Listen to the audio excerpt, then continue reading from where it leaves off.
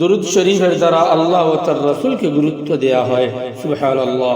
দুরুদ শরীফ মানে দোয়া আর সুয়াল, দরখাস্ত। দরখাস্ত হচ্ছে দুটি, একটি রাসূলের দরখাস্তের অন্তরালে নিজের জন্য দরখাস্ত করা, আরেকটি হচ্ছে আল্লাহ আপনার হাবিবের দাম আরো বাড়িয়ে দিন, আপনার খলিলের সম্মান আরো বাড়িয়ে দিন, আপনার খলিলের তাকরীম আরো বাড়িয়ে দিন, আপনার খলিলের ইজাজ মর্যাদা আরো বাড়িয়ে দিন, আপনার খলিলের মর্তবা আরো বাড়িয়ে দিন। এক দরখাস্ত হলো জরুরতের, এখানে দরখাস্ত কিসের? উত্তর, আপনার হাবিবের মর্যাদা আরো বাড়িয়ে দিন। সুবহানাল্লাহ।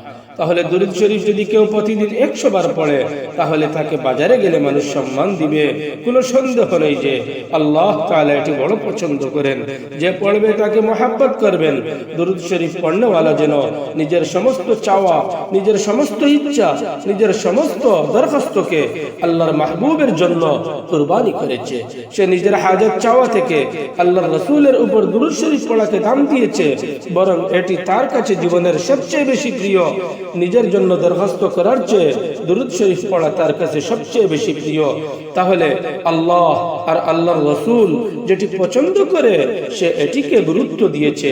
আসলে তার অন্য সব কিছুর উপরে সে আল্লাহকে গুরুত্ব দিল, আল্লাহর প্রিয় হাবিবকে গুরুত্ব দিল। সুবহানাল্লাহ।